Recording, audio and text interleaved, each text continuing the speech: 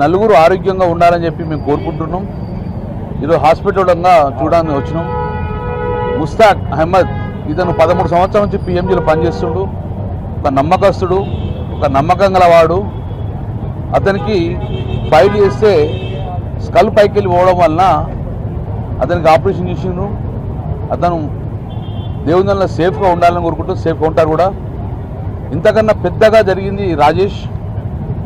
అతనికి ఇక్కడ పొట్టలో నుంచి బుల్లెట్ కొడితే ఆ పొట్ట వెనక నుంచి కూడా బయటకు వెళ్ళి అక్కడ ఆగిపోయింది. సో ఇప్పుడు నేను మా కౌచిగడ్డ ఎమ్మెల్యే గారు మరియు మా రవిశంకర్ గారుతో పాటు మన నగర అధ్యక్షుడు అందరం కూడా వెళ్ళి ఈరోజు లోపల ఆపరేషన్ థియేటర్ వెళ్ళాము. మేము పోయేవారికి అప్పుడే బుల్లెట్ తీసి మాకు చూపించడం జరిగింది. అది 0.32 mm. సో ఆ బుల్లెట్ కూడా ఇళ్ళకెళ్ళి దిగి పోయేటప్పుడు పేగులు తర్వాత మటన్ మాంసం అంతా కూడా కట్ చేసుకుంటూ పోయి ఆగింది కాబట్టి సో ఆల్మోస్ట్ ఆల్ ఒక 5 నుంచి 6 ఇంచుల వరకు ఆ ఇంటెన్సివ్ పేగులంగా కట్ చేసిండ్రు. అది కూడా మాకు చూపించినారు. చాలా బాధాకరము. 1 గంటలకు ఆపరేషన్ స్టార్ట్ చేసిండ్రు. ఇప్పుడు సుమారు 5 అవుతుంది. 4 గంటల్లో ఆపరేషన్ జరుగుతుంది. సో అతను కూడా సేఫ్గా ఉంటాడని భావిస్తున్నాం. సేఫ్గా ఉండాలని కోరుకున్నాం. పూర్తిగా ఈ యొక్క సంఘటన ఖండిస్తున్నాం. కరీంనగర్ నగరంలో ఇంతవరకు ఇలాంటి చూడలేదు. కాబట్టి ఇది ఇప్పటికైనా ప్రభుత్వం అప్రమత్తమై ఇక ముందు కూడా ఇలాంటి జరగకుండాతో పాటు ఈ యొక్క దొంగలను ఎట్టి పరిస్థితుల్లో దొరకబెట్టాలని చెప్పేసి ప్రభుత్వాన్ని డిమాండ్ చేస్తున్నాం. మేము కూడా రేపు కూడా మళ్ళీ సిపిఐని కలుస్తాం.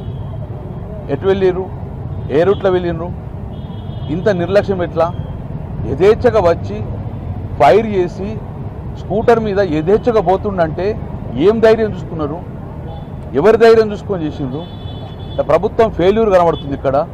కాబట్టి ఇప్పటికైనా పోలీస్ యంత్రాంగం రోడ్ల మీద పోయేటప్పుడు చెక్ చేసుకొని ఆర్సీ ఉన్నదా, నాకబంద్ ఉందా, ఇవి కాకుండా ఇటువంటి యాంటీ సోషల్ ఎలిమెంట్స్ ఏమైనా కరీంనగర్ తిరుగుతుండ్రా, ప్రజలకు హాని చేస్తున్నారా, యాంటీ సోషల్ ఎలిమెంట్ తోటి ప్రజలకు ఇబ్బంది అవుతారా అనే విధంగా ఆలోచించాలి. నిన్నటి వరకు కరీంనగర్ అంటే సేఫ్ సిటీ అనుకున్నాం. కరీంనగర్లో మహిళలు ఆడబిడ్డలు నగలేసుకొని బయట తిరగడంగా ఎలాంటి ఇబ్బంది కాలే. కానీ ఈరోజు నగలు వేసుకుంటూ కాదు, ఇళ్ళలో పెట్టుకోవడం భయపడే పరిస్థితి వచ్చింది. ఇప్పటికైనా ప్రభుత్వం అప్రమత్తమై ప్రభుత్వం వెనువెంట చర్యించుకొని ప్రజలకు భద్రత కల్పించే ఒక నమ్మకం కలిపేయండి. ఇలాంటి సంఘటనలు పునరావృతం కావు అని చెప్పేసి నమ్మకం కలిగే విధంగా మీరు ప్రభుత్వం చర్యలు తీసుకోవాలి. పోలీసు యంత్రాంగం కూడా చర్యలు తీసుకోవాలి.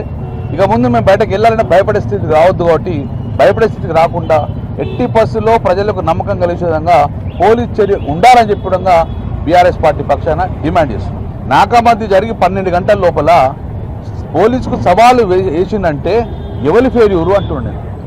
ప్రభుత్వం దేని మీద కాన్సంట్రేట్ చేస్తుంది? ప్రజల భద్రత మీద కాదా? ప్రజల భద్రత మీద కాన్సంట్రేట్ చేయండి. పొద్దున్న లేతే నీ ఆర్సీ ఉన్నదా, లేకుంటే నీ మీద పెనాల్టీలు ఉన్నాయా, చెట్లకెళ్ళి వచ్చి కొట్టుడు ఇది కాదు. చెట్లకెళ్ళి బయటకు వచ్చి ఏ యాంటీ సోషల్ ఎలిమెంట్ కరీంనగర్లో వచ్చిందనే విధంగా లా అండ్ ఆర్డర్ మెయింటైన్ చేసే విధంగా పనిచేయండి. మీరు 760 కెమెరాలు పెట్టుకొని దాంతోపాటు ఇవన్నిటి కూడా అనుసంధానం చేసినాం. కమాండ్ కంట్రోల్కి అనుసంధానం చేసినాం. నేను పోలీసు డిమాండ్ చేస్తున్నా, ఈ కెమెరాలన్నీ కూడా మనం గమనిస్తే ఏ రూట్లో వచ్చిండ్రు, ఏ రూట్లో వేయండ్రు, ఏ బండి మీద వచ్చిండ్రు, అవన్నీ కూడా కమాండ్ కంట్రోల్. అసలు కమాండ్ కంట్రోల్ పనిచేస్తుందా లేదా కూడా చూడండి. మేము ఒక ఎగ్జాంపుల్ చెప్తాం. ఒక ఎగ్జాంపుల్, చిన్న పాపను ఎత్తుకపోతే 3 గంటల లోపల పట్టుకున్నాం సీసీ కెమెరా పెట్టుకొని. మా ప్రభుత్వంలో ఒక పుట్టిన పాపను ఎత్తుకొని పోతుంటే సీసీ కెమెరాలు చేసుకొని 3 గంటల లోపల ఆ పాపను తల్లి దగ్గర చేర్చిన ప్రభుత్వం మాది. ఇక్కడ దగ్గర 4 ప్రమాద స్థితిలో ఉన్నారు.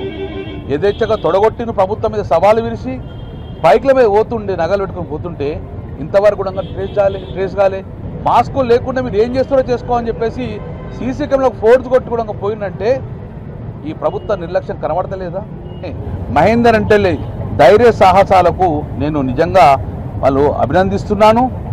వాళ్ళ దగ్గర వెపన్ ఉన్నా కూడా నేను అడిగిన అయిపోయాను, అంత ధైర్యం చేసినామంటే సార్ మేము 13 సంవత్సరాలే పిఎంజేకి ఒప్పు తింటున్నాము, మా సంస్థను మేము కాపాడుకోవాలి, ఏమైతే ఆమెదని చెప్పేసి అటాక్ అయినాం సార్.